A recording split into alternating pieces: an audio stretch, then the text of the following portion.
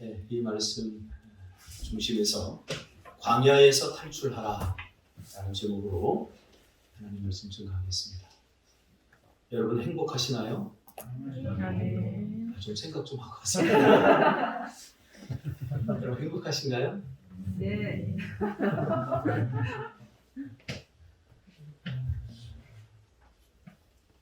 왜냐하면 하나님은 우리가 행복하기를 원해요. 그래서 우리가 행복해야 됩니다. 주의 길을 간다고 또 주를 믿는다고 행복하지 못한 것은 심각한 문제입니다. 물론 이 행복이라는 것은 주 안에서 행복이라는 것은 세상 사람들이 추구하는 행복과는 다른 거예요. 그러나 우리가 예수 믿으면 분명히 행복하게 되어 있습니다. 그런 의미에서 행복하냐라고 제가 물은 것입니다. 행복하지 못하다면 무엇보다도 하나님 앞에 이 문제를 붙들고 기도하며 매달려야 합니다. 내가 행복하지 못한데 예배가 무슨 행복이 있겠습니까? 내가 행복하지 못한데 이게 말하는데 행복하지 못하지. 아니 강대성을 좀 큰 걸 해야 돼.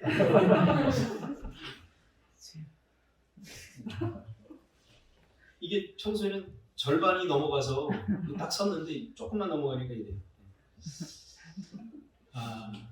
이걸 우리가 단순히 삶의 문제가 아니라 영의 문제로 접근해 본다면 하나님이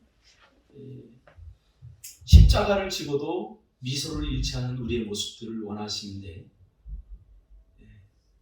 우리가 하나님의 자녀라고 하면서 행복하지 못하다면 우리가 어떤 형편에 있든지 모든 걸 다 떠나서 이것은 심각하게 우리가 고민해 봐야 되고 기도해야 될 문제라는 거죠. 여기서부터 신앙이 출발해야 됩니다.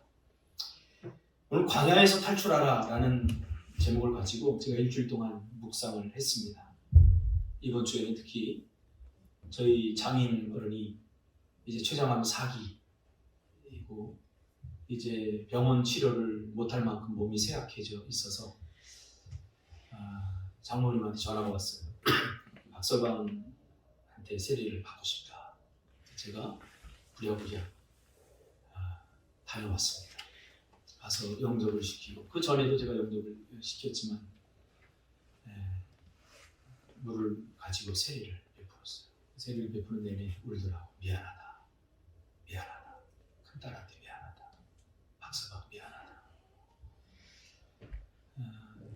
그 안에서 참 기쁨이 있다는 것을 제가 발견하게 됐습니다. 아버님 인생이 참 짧죠? 라고 물었더니 이렇게 눈에서 눈물이 쭉 흐르면서 고개를 흔들면서 인생이 지루해. 사실 저희 아버님은 지루하게 안 사셨거든요. 굉장히 다이나믹하게 사셨거든요. 하고 싶은 거 다 하고 사셨거든요. 이렇게 따진다면 저희 장모님이 고생을 많이 하셨어요. 자기들이 하고 싶은 거 다 하시고 사셨기 때문에 안 해본 거 없어요. 그런데 이제 박서방 인생이 참 지루해.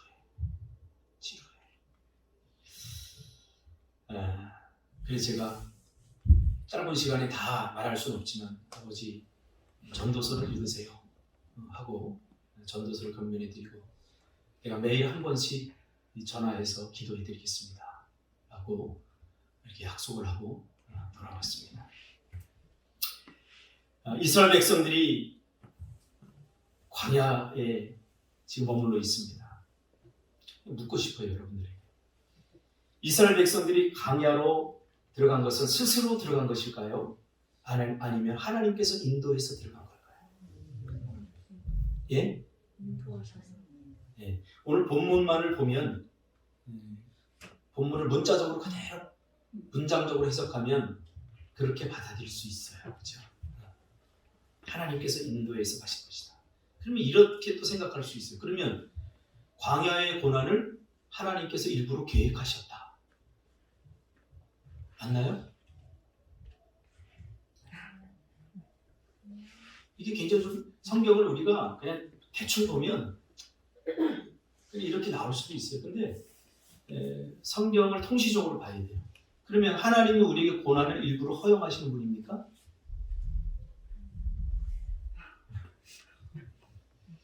우리 그리스도인들의 약점이 여기 있습니다. 회의하고 의심해야 됩니다. 하나님의 말씀을 본질적으로 회의하라는 말이 아니라 제대로 알기 위해서. 그럼 우리는 하나님의 말씀을 그냥 있는 그대로 받아들여요. 그럼 하나님 말씀 틀린 거 없지. 하나님 말씀 틀린 거 없어요, 절대로. 부족한 건 뭐냐면 우리가 틀릴 수 있기 때문에 저는 성경을 해석하면서 항상 삶을 살면서 내가 그리스도인이지만 나도 잘못될 수 있다는 것을 저는 항상 염두에 두고 살아요. 광야를 이해하는데 굉장히 중요한 질문입니다. 여러분. 아니면 하나님이 인도하지 않은 것이라면, 또 이스라엘 백성들이 스스로 들어가지 않은 것이라면 또 다른 제 삶에 무언가가 있을까요? 제 답은 또 다른 무언가가 있다입니다. 자기들이 스스로 한 것도 아니고 하나님이 인도한 것도 아니고 광야는 제 삶의 어떤 것이 있습니다. 사실 많은 사람들이 광야에 대해서 그렇게 깊이 생각하는 것 같지 않습니다. 결과에만 관심이 있지 그 과정을 탐색하는 데는 인색한 것 같습니다.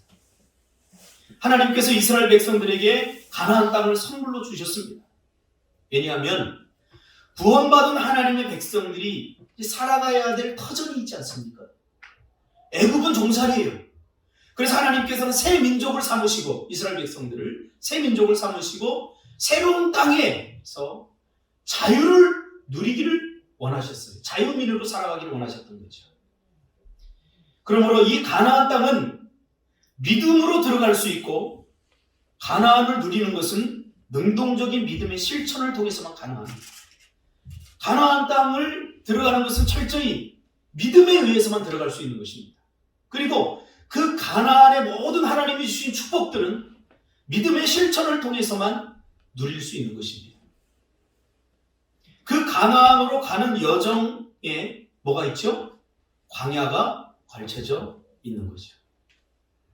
그러나 광야에 40년 머무는 것은 하나님의 계획에는 없었던 것입니다. 이스라엘 백성들이 자기 욕심과 욕망의 화살표를 따라 걷다 보니까 광야를 빙빙 돌아 40년간 광야에 머무르게 된 거죠.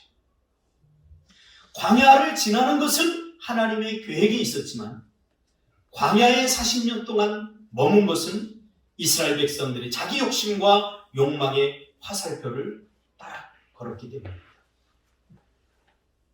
그렇지 않으면 광야가 미화되고 광야에 서 있는 자신을 합리화하는 자기 연민에 빠지게 됩니다. 그러면서 탓으로 돌리죠. 왜 하나님 나를 이 광야에 머무르게 하십니까? 광야는 하나님의 계획에 40년 동안 이스라엘 백성을 머무도록 허락한 것이 아니었습니다. 그러면서 하나님이 나를 이곳으로 인도했다라고 착각할 수 있다는 사실입니다. 그러므로 이스라엘은 40년 동안 광야에 스스로 갇혀버린 것입니다. 불과 일주일이면 갈 수 있는, 가나안 땅에 갈 수 있는, 그냥 광야는 걸쳐져 있는, 고속도로 하이패스처럼 패스해야 되는 그 짧은 거리를 40년 동안 욕망의 화살표를 따라, 죄의 화살표를 따라 걷다 보니까 40년 동안 갇히게 되었다는 사실이죠. 본인들은 하나님이 가두었다라고 착각하지만 스스로 갇혀버린 것이죠. 그러면 이스라엘은 왜 광야에 스스로 갇혀버린 것일까요? 불과 일주일이면 갈 수 있는, 패스할 수 있는 그 길을 왜 40년 동안 스스로 갇혀 있었던 것일까요? 혹시 우리들 가운데도 그런 분들이 있어요. 내 인생은 광야야. 왜 하나님이 나에게 자꾸 광야만 허락하시지? 아닙니다. 우리의 생각을 바꿀 필요가 있어요. 여러분 생각해 보세요. 사랑하는 자녀에게 일부러 고통을 주고 일부러 고난을 주는 부모가 어디 있겠습니까? 만약에 하나님이 그러는 친이라면 그 하나님 믿을 필요 없어요. 싸구리시네요. 무슨 사랑이 하나님입니까? 도대체 무엇 때문에 이스라엘 백성들이 광야에 스스로 갇혀버린 것일까요? 성경을 창세기부터 계시록까지 통시적으로 보면 몇 가지, 물론 오늘 본문도 그 단서를 제공해 주고 있지만 몇 가지 이유가 있습니다. 첫째, 이스라엘 백성들의 마음속 깊은 곳에 뿌리 깊게 존재하는 교만함 때문입니다. 교만함. 아니, 430년 동안 대를 이어 종으로 살았을 뿐인데 종들이 무슨 교만함이 있을까? 사람들이 착각하는 것이 있습니다. 교만은 부자나 많이 배운 사람, 무엇인가 큰 것을 이룬 사람들의 문제로 여긴다는 사실입니다. 그렇지 않습니다. 교만은 죄의 본질의 문제이기 때문에 인간이면 누구나 다 가지고 있습니다. 가난한 사람도 교만할 수 있고요. 많이 배우지 못한 사람도 교만할 수 있습니다. 이것은 인간 본연의 죄성에 대한 문제이기 때문에 그렇습니다. 그분을 제가 모욕하는 것은 아닙니다. 그냥 제가 설교 이해를 돕고자 하는 겁니다. 제가 언젠가 설교를 했더니 어떤 분이 저를 찾아왔어요. 그러면서 저한테 하는 얘기가 목사님의 설교는 너무 수준이 낮아요. 청소년들한테는 적합한 것 같아요. 그렇게 말하고 누가 다닌다고 저한테 얘기를 해주더라고요. 참 마음이 아프더라고요. 왜냐하면 열심히 말씀을 전한다고 준비하고 고민하고 기도하고 이렇게 전하는데 그런 말을 들으면 참 마음이 힘들어요. 그래서 제가 기도하다가 그분을 불러서 이야기했어요. 그게 사실이냐? 누가 그래요? 그래서 사실인가 그러면 되는데 누가 그래요? 누가 그러면 뭐 가서 때리게요? 죄송합니다. 제가 그것밖에 되지 못해 죄송합니다. 근데 그분이 사실은 중학교도 못 나왔어요. 힘들고 어렵게 이게 성장을 했어요. 이 지적 욕구가 굉장히 강한 거죠. 근데 저에게 어떤 지적 설교를 듣고 싶었던 거예요, 사실은. 그런 설교를 안 하니까 약간 아카데믹한 설교를 듣고 싶은데 그런 설교를 안 하고 체험적인 설교들, 실생활에서 느껴지고 경험되어지는 그런 것들을 간단하게 우리 아이들, 청소년들이 맞게 제가 오랫동안 설교를 해서 그렇게 하니까 이게 마음에 안 와닿다는 모양이에요. 제가 그랬어요. 집사님 교만합니다. 이야기 다 하고 제가 미안하다 다 이야기하고 제가 그랬어요. 집사님 교만합니다. 교회 나가셨어요. 할렐루야. 제가 깨달았어요. 교만의 문제는 뭐냐면 자기가 교만하다는 사실을 모른다는 거예요. 여러분 저도 교만할 수 있어요. 그때는 인격적으로 저에게 이야기해 주시기 바랍니다. 저는 얼마든지 그 부분에 대해서 인정하고 받아들일 의향이 있습니다. 물론 마음은 아프겠죠. 고통스럽겠죠. 힘들겠죠. 그러나 저를 향해 그렇게 말해준다면 저는 그 사람을 더 사랑하고 더 좋아할 수 있도록 그렇게 노력할 것입니다. 설교자가 해야 할 말을 못한다면 그게 설교자가 아니라고 저는 생각합니다. 저는 전통적인 교회에서 부교육자 생활을 했습니다. 목사님이 설교하면 조금 잘못하면 당회가 열립니다. 그래서 목사님의 설교는 약간 자유주의 쪽입니다. 장로님들이 그렇게 많이 하는지 저는 처음 알았어요. 이건 약간 위험한 말입니다. 조심해야 됩니다. 그래서 막 이렇게 열리는 곳에서 제가 부교육자 생활을 했어요. 그러니 저의 설교가 얼마나 혁명적이겠습니까? 회개하라고 막 그러는. 이제는 이해할 수 있을 것 같습니다. 여러분, 교만은 자기의 분수를 지키지 않으려는 죽음에 이르는 병입니다. 인간은 가장 인간다울 때 행복한 겁니다. 인간이 신이 되려고 하면 안 됩니다. 그래서 인간의 연약함을 서로 인정하고 서로 기대어 살아야 됩니다. 저는 아까 준석 집사 찬양 인도할 때 오늘 이렇게 마음이 왜 아프죠? 준석 집사 찬양 인도하는데 그래서 왜 그런가 그랬더니 마스크를 쓰고 찬양하니까 얼마나 힘들지 몰라요. 나는 벗었다. 이렇게 좋은 거예요. 숨이 턱턱 막혀와요.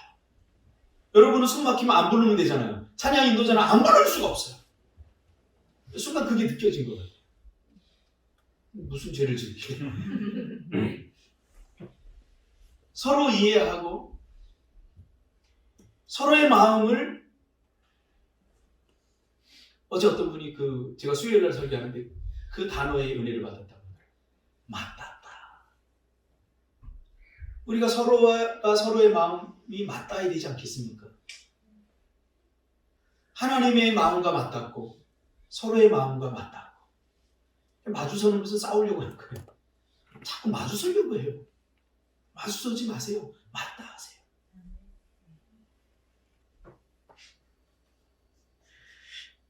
교만은 자기의 분수를 지키지 않으려는 죽음에 이르는 병입니다. 인간답게 사세요. 다른 사람의 허물이 보이거든 그게 내 모습이거니 해야 됩니다. 다른 사람의 연약함이 보이거든 내가 그걸 덮어주라고 나를 교회로 보내신 것입니다. 부부가 왜 만났어요? 완벽해서 만난 거 아닙니다. 허물 보여요. 저는 지금까지 저희 집사람이 항상 밥 먹을 때 하는 얘기가 오늘은 대충 먹자. 25년 동안 저는 대충 먹고 살았어요. 근데 이렇게 잘 살고 있잖아요. 그럼 대충 먹어도 삽니다. 사랑만 있으면 삽니다. 근데 그게 맛있어요. 음식을 얼마나 싱거운지 아세요? 싱거워요. 맛이 잘 안 느껴져요. 근데 제가 건강한 비결입니다. 할렐루야. 저 고혈압 없어요. 맛없다는 게 아니에요. 연약한 부분을 서로 이해하고 받아들여야 되는데 마음이 교만하다는 한쪽이 높아져 있다는 거예요. 그러니까 우월감을 갖고 바라보는 거죠. 내가 그래도 너보다 나아. 혹시 부부들 간에 내가 저 사람보다 더 낫다라고 마음먹는 사람 철저히 교만한 사람이에요. 똑같아요, 수준. 그래서 하나님께서 만나게 해주신 거예요. 할렐루야. 똑같아요. 서로가 서로에게 필요한 존재들이에요. 그래서 만나게 하신 거예요. 근데 교만하면 내가 높아져 있기 때문에 항상 우월감을 가지고 바라보게 되는 거죠. 그래서 그 사람을 지배하려고 하죠. 아니 도대체 무슨 종들에게 이런 마음이 있었다고? 있었어요. 출애굽의 역사를 계속 광야에서 추적해보면 그래서 하나님 뭐라고 그래요? 야, 너희들 종되었다는 것을 잊지 마. 너희들 과거에 종이었어. 근데 내가 가만히 너희들 하는 지금 짓거리를 보니까 너희들이 종을 갖게 되면 종들 너희들 때문에 죽겠더라. 지금 하나님 그렇게 말씀하십니다. 지독한 시어머니를 모셨으면 자기는 지독한 시어머니가 되지 말아야 되는데 자기도 지독한 시어머니가 돼 있어요. 죄의 유전이에요. 그 습성들이 우리 안에 다 있어요. 아버지에게 어머니에게 누군가의 상처를 받으면 나는 그런 사람이 되지 말아야 되는데 나는 더 깊은 상처를 주는 사람이 되어 있다고. 이 교만이 다른 사람을 지배하려고 해야지. 아마 궁금한 게 하나 있을 거예요, 여러분. 우리 큰딸이 안 보이잖아요. 왜 안 보일까? 무슨 일이지? 떠났어요, 우리 딸이. 그동안 내가 좀 마음이 아픈 게 뭐냐면 우리 큰딸이 뭐 하고 싶은 게 없는 거예요. 대학 원서를 쓰려고 하는데 이 정도면 그 어느 정도 대학을 갈 수 있을 것 같은데 뭘 전공해야 될지 하고 싶은 게 없는 거예요. 아빠가 지도 전문가인데 하고 싶은 게 없는 거예요. 이런 아이러니 여러분 다 겪으실 거예요. 그래서 제가 몇 가지 적성에 맞는 거를 해서 학교를 넣었는데 다행히 그쪽이 돼서 4년을 다녔어요. 그것도 4년 내내 성적 장학금을 받고 다녔어요. 그 졸업하고 났더니 이제 회사를 들어가야 되는데 엄마하고 저하고 이제 잘 해서 이런 데 갔으면 좋겠다 그러는데 싫다는 겁니다. 뭐 공무원 자리도 있고 다 있는데 싫다는 겁니다. 그래서 2달 동안 힘들었어요. 엄마는 계속 설득하고. 그래서 이제 대화를 했죠. 네가 하고 싶은 게 뭐니? 그때 이야기를 하더라고. 나 이거 하고 싶어. 그래서 그거 하려면 이제 학원을 다녀야 되는데 육지에 있어서 이제 학원 다니러 딱 갔습니다. 아주 한 걸 아니고 갔습니다. 그게 좋아요. 저는 뭔가 하고 싶은 게 있다는 게 좋아요. 저는. 하고 싶은 거. 그래서 해봐라. 하고 싶은 거. 지배할 수 있었어요. 제가 충분히. 그 아이를. 야, 무슨 말이야? 내가 어떤 이유를 들어서 어떻게 해서든 설득할 수 있었어요. 설득은 할 수 있겠지만 걔가 정말 설득당하면서 행복할까를 제가 생각했어요. 자기가 하고 싶은 게 있는데 아빠가 엄마가 강요하는 거 그거 해서 얘가 정말 행복할까? 그래서 지배하고 싶은 마음을 제가 내려놨어요.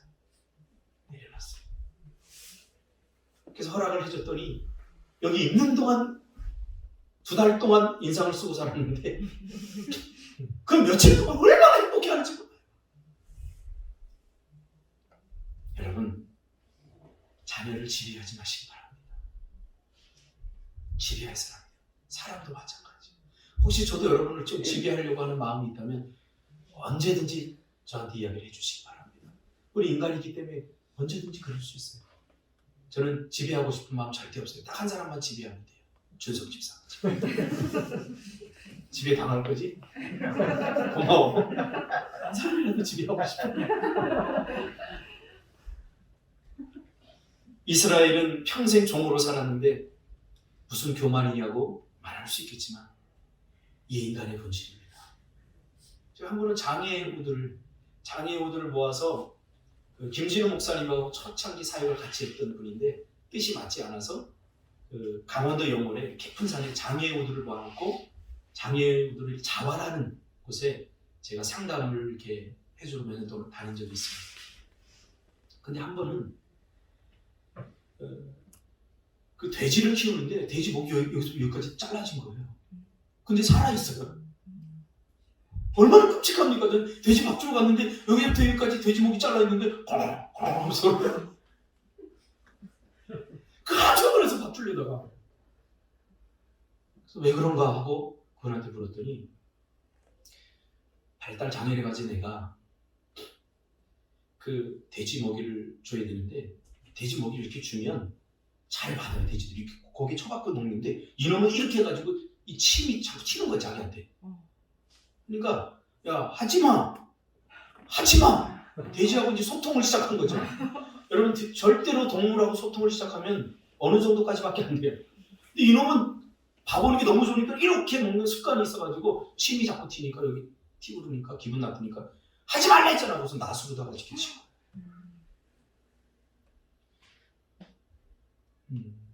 우리가 자녀들을 돌봐야 되지만 그런 폭력성들 그런 것들이 그 안에 다 있어요. 그래서 인격과 인간적으로 되어줘야 돼요. 한 사람으로서.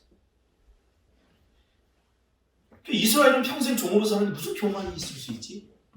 이스라엘 백성들 안에 허세, 자기 과장이 있어요.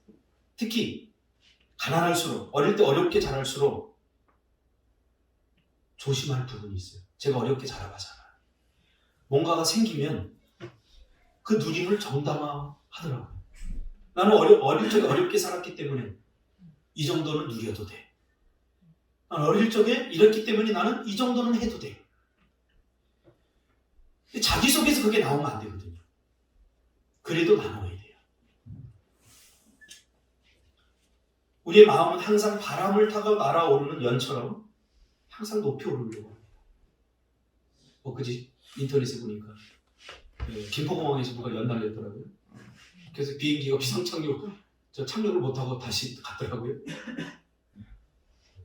그 공항 근처에 절대 인서야 연 날리면 안 돼. 줄을 많이 풀어줘서 안 돼.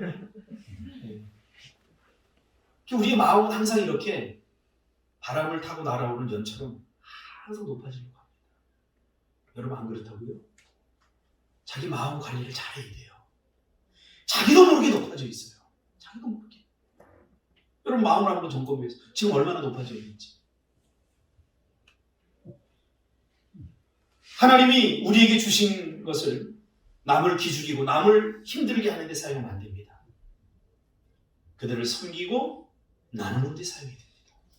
과거에 없던 것이 생기고 과거에 없던 지위가 주어지고 과거에 없던 것이 을 손에 쥐었다면 그것을 좀 나누는 데 사용하시기 바랍니다. 과거보다 내가 더 행복해졌어.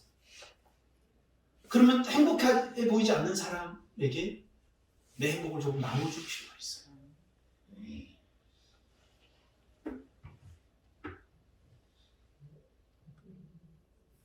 내 마음이 높아지면 자꾸 하나님과 멀어지게 되어 있습니다. 그래서 하나님의 뜻과 반대 방향으로 되어가고 있습니다. 자기의, 자기 정의에 갇혀버리게 되는 거죠. 자기의. 그래서 하나님 너의 그 과거 종되었던 너희들의 모습을 잊지 말라고 부탁하신 하나님의 말씀을 깊이 묵상해 볼 필요가 있습니다. 두 번째, 이스라엘 백성들은 뿌리 깊은 의심과 불신 때문에 스스로 광야에 갇혔습니다. 종의 자리는 대접을 받았던 자리가 아닙니다. 이 말은 누군가로부터 쉽게 신뢰받을 수 있는 자리가 아니라는 것이죠. 누구를 이렇게 누가 나를 믿어준 경험이 있는 사람은 그 사람 믿음의 사람이 됩니다. 이스라엘 백성들은 누군가로부터 시키는 일을 평생 하며 자랐습니다. 그들이 하고 싶은 것 해야만 되는 것이 아니었죠. 그래서 믿으면 안 되는 사람들이었습니다. 종들은. 종이지. 주인을 절대 믿으면 안 돼요. 그래서 이스라엘 백성들이 해결해야 될 하나의 문제는 의심과 불신이었던 거예요.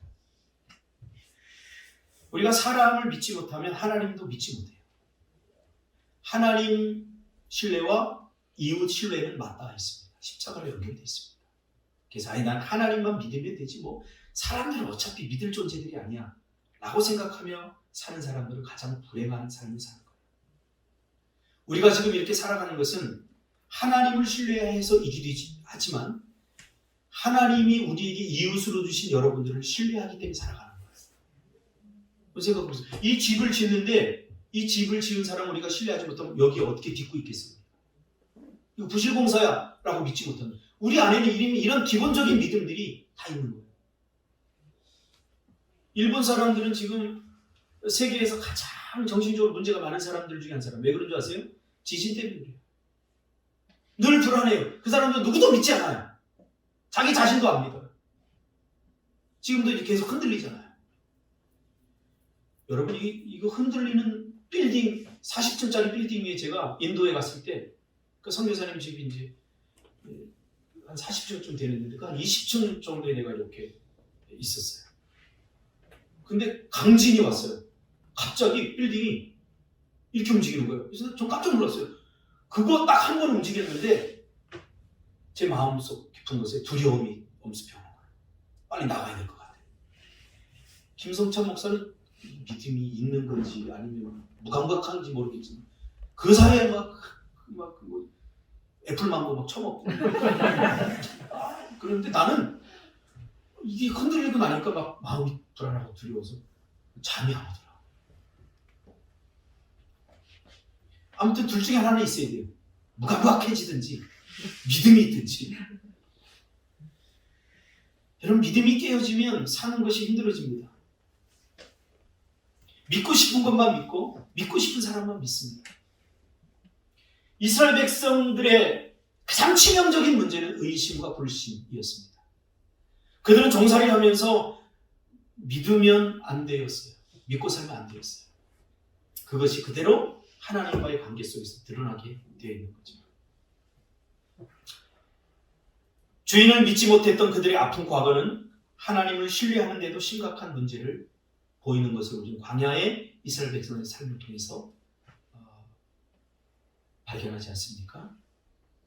우리는 원가족, 가정이라는 자궁 속에서 앞으로 살아갈 모든 것들을 배웁니다. 부모에게서.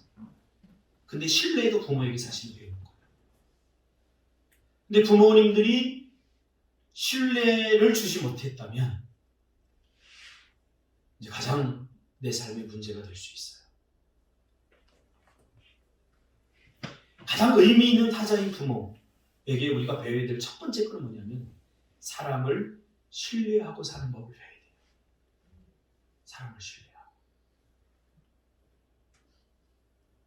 더욱이 우리는 그리스도인이기 때문에 사람을 신뢰하는 법을 부모에게서 배워야 돼요. 이런 말 있지 않아요? 목사님 왜 자꾸 이상한 소리 하지? 사랑은 믿음의 대상이 아니라 사랑의 대상이다. 그러니 믿으면 안 된다. 이 말을 우리가 굉장히 문자적으로 해석하는 것 같아요. 사람들이. 그 말이 아니에요. 사람은 신뢰의 대상이 아닌 거 맞아요. 사랑의 대상이 맞습니다. 신뢰하실 분은 우리 하나님밖에 없어요. 그래서 하나님은 우리에게 서로 사랑하라고 했어요. 이 사랑하라는 말의 의미에 담겨진 게 가장 첫 번째가 뭐냐면 신뢰예요. 무슨 말이냐면 그럼에도 불구하고 준석이가 나를 배신하고 나에게 상처를 줌에도 불구하고 나는 너를 믿고 살아야 된다. 비록 그가 나에게 배신을 해도 그래도 나는 믿어줘라. 배신을 할 때 내가 그럴 줄 알아서 그게 아니라 인간의 연약함을 인정하면서 사랑을 포기하지 마라. 그 의미예요. 이게. 인간은 사랑의 존재라는 거예요. 믿음의 존재가 아니라. 여러분, 우리 인서가 약속을 잘 지켰나요? 신뢰만 하나요? 그래서 아들 삼았나요? 그렇지 않았던 호적에서 한 100번은 더 봤을 거예요. 그래도 믿죠? 인서를. 믿잖아요. 그 믿음이라는 게 사랑에 기반한 믿음이에요. 똑같아요, 하나님도. 여러분, 우리 믿고 살아야 돼요. 할렐루야. 이 공동체가 서로 믿고 신뢰하지 않으면 누구를 믿을 수 있겠어요? 오늘 한국교회는 성도와 목사의 관계가 다 깨져버렸어요. 이게 불행의 시작이에요.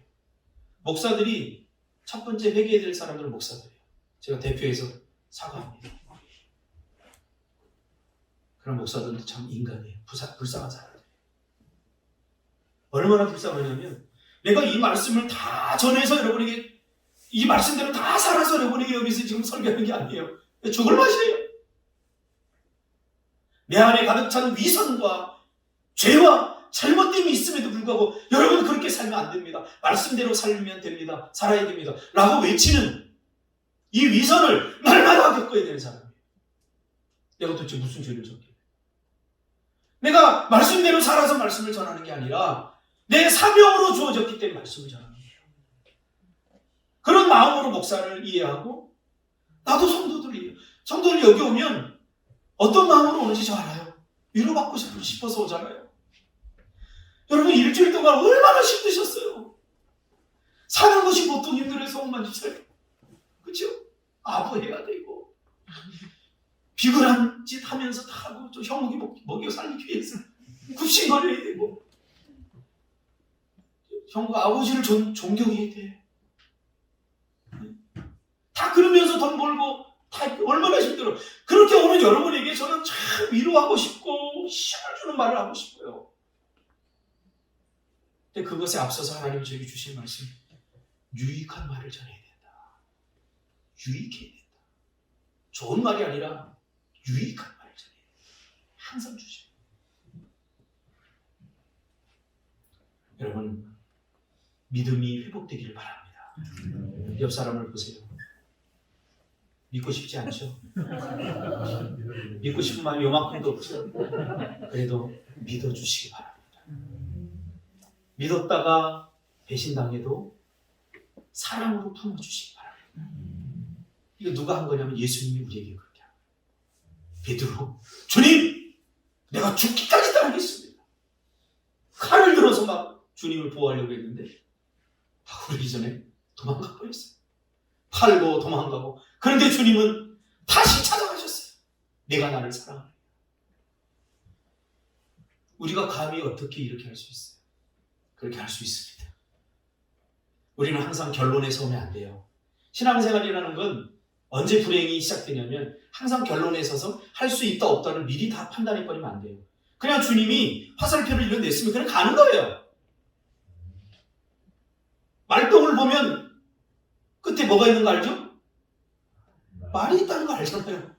우리 하나님의 말씀에 방향의 화살표에 순종하면 거기에 합당한 복이 있다는 것을 여러분 상기하면서 가야 돼요. 쫓아가요.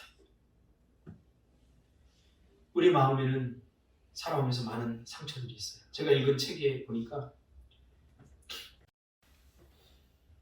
엄마가 아빠가 이제 바람을 피웠어요. 젊었을 때. 바람을 피웠어요. 이게 엄마가 얼마나 배신감을 느끼겠어요. 그러니까 이 엄마가 그 자식한테 넌 절대 사람을 믿으면 안 돼. 절대 믿으면 안 돼. 믿으면 안 돼. 그래서 이 자녀가 엄마한테 인정받는 길은 의심하는 거예요. 그래서 늘 엄마를 지지하고 의심하면 누구에게 칭찬 들어요? 엄마한테 칭찬 들어요. 그러다 보니까 의심이 이 사람의 성품과 인격이 돼버린 거예요. 그 사람을 치유하고 회복하는 그 책을 제가 읽은 적이 있습니다. 혹시 여러분 가운데는 없나요? 믿고 사시기 바랍니다. 믿음이 깨어졌을 때 나타나는 현상이 뭐냐면 바로 불평과 원망입니다. 이스라엘 백성들 계속 불평과 원망하잖아요. 어떻게 가다가 하나님이 이 화살표 방향으로 가면 하나님 다 인도해 주시겠죠. 근데 딱 뭐예요? 홍해가 가로막히니까 왜 매장지가 없어서 우리가 여기를 죽이러 왔느냐. 계속 원심하고 불평하고 원망하는 거예요. 이 인격과 이 성품으로는 장소적으로 그들이 가나안 땅에 들어간다고 할지라도 하나님의 복을 내가 파지 않는 곳에서 마실 수 있는 물, 심지 않은 것을 얻을 수 있는 포도 열매, 쌓지 않는 집, 내가 짓지 않는 집에 하나님의 복을 누릴 수 없어요. 장소를 들어갈 수 있습니다. 오늘 우리의 문제는 뭐예요? 천국 백성이 되지 못함의 문제가 아니라 천국의 기쁨, 천국의 은혜를 누리지 못하는 문제예요. 여러분들 다 하나님의 백성들입니다. 할렐루야? 그러나 하나님의 백성에 누릴 수 있는 은혜를 지금 누리고 계십니까? 이렇게 물어본다면 과연합니다. 이렇게 말할 거예요. 왜 우리가 하나님의 백성이 광야에 40년 동안 욕망과 죄의 화살표를 따라 돌아야 합니까?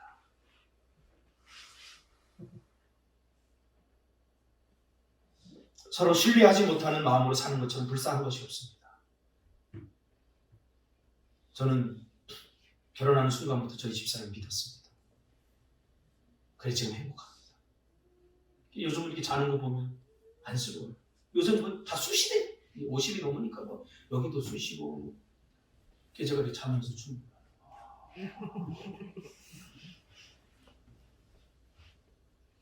네. 그 주무른다고 낫지는 않을 거예요. 이게 맞대어 살아가는 거예요. 맞대요. 우리 애기들 이제 하준이 뭐 다치면 현설이를 확 불어주죠. 네? 부른 적 없어요? 주소온 자식 아니야? 배 아파 그러면 약속 이렇게 합니다. 이게 뭐냐면 사랑의 길을 부르는 그 사랑. 지금도 저는 이렇게 배가 아프면 할머니 손이 그리울 때가 있어요. 우리 할머니가. 우리 어머니는 제가 열이 나면 무 있잖아요. 무. 그때 뭐 약이 없으니까 무를 막 채를 썰어가지고 여기다 이마에다 붙여줬어요. 이게 도대체 동의보감이 나오는 거예요. 근데 이상하게 열이 내려요. 그게 나중에 제가 심리학을 공부하면서 플라시보 이펙트라고 위약 효과라는 걸 알았어요. 사랑으로 못 고칠 게 없어요. 이번에도 우리 아버지 갔는데 사실 사기예요. 희망이 없어요. 몸도 쇠약해져 있고. 그 잘생기신 분이 참 만났어요. 너무 가슴이 아픈 거예요. 근데 주변에서 뭐라고 자꾸 얘기하면 사실만을 이야기해요. 췌장암 사기 희망 없어. 이렇게 하다 죽어. 그 지금까지 우리 아버지를 만나서 저는 단 한 번도 사실을 이야기한 적이 없어요. 저는 믿음의 말을 했어요. 아버지, 저 사람도 하는 말 다 한 귀로 듣고 흘리세요. 아버지 돌아가실 수도 있어요. 그렇지만 돌아가시기 전까지 희망을 품고 사세요. 우리도 어차피 다 돌아갈 사람, 다 죽을 사람들이에요. 그 생각해 보세요. 내가 이제 살지 못한다는 그 죽음의 절망을 끌어안고 사는 게 얼마나 여러분 이게 고통을 주는 거예요. 여러분 절대 그러지 마세요. 혹시 여러분 주위에 암이 걸려서 내일 죽는 사람을 본다고 할지라도 당신은 살 수 있습니다. 믿음으로 사세요. 기도하세요. 라고 혹여 죽는다고 할지라도 그것은 새로운 삶을 위한 입구로 들어가는 겁니다. 라고 죽음을 설명해야지. 안타깝습니다. 그래서 눈물을 흘리면서 당신 죽어요. 이렇게 같이 인상 쓰지 마세요. 그러니까 저희 아버님이 제가 하는 걸 좋아해요. 누워만 있었대요. 막 다. 근데 제가 세례주고 기도하고 그 다음날 갔더니 아버님 안 계셔요. 아버님 어디 가셨습니까? 이발하러 갔어. 할렐루야. 이발하러 무슨 의미인지 알죠? 산뜻한 그 마음에 생명의 기운이 솟아나는 거예요. 혹시 여러분 주위에 힘든 사람 있습니까? 절대 이렇게 얘기하지 마세요. 너 무슨 죄 지은 거 있어? 너 회개해. 너 뭐 잘못한 거 있어? 목사님들이 이런 말 잘해요. 한 번은 저희 청년이 유산을 했어요. 유산. 청년이 한 건 아니고 청년이 결혼해서 아이를 가졌는데 딱 논리가 전부되는 시간이 많이 지나가서 유산을 했어요. 근데 사모님이 가셔갖고 장 선생님 잘 생각해봐. 아가씨 때 뭐 잘못한 거 없어? 거기에 추려. 잘못한 게 있을 수 있지요. 그럼 꼭 그렇게 이야기해야 되나요? 모든 것을 잃어버리고 여자들에게 유산은 전부를 잃어버린 건데 손 붙들고 같이 울어줘야죠. 팩트는 꼭 우리가 얘기 안 해도 돼요. 다 잘못한 사람도 알고 있어요. 그래서 저는 잘못한 사람 혼낼 때 그 팩트를 잘 얘기 안 해요. 왜? 본인이 막 떨고 있어요. 그리고 엄청 잘못한 건 저 잘 혼 안 내요. 왜? 엄청 잘못한 건 본인이 알기 때문에 그 내가 얘기 안 해도 본인이 막 그치면서 양심적으로 손 놓고 너 정말 잘못했을 때 내가 얘기했지? 안 해요. 하나님도 똑같아요.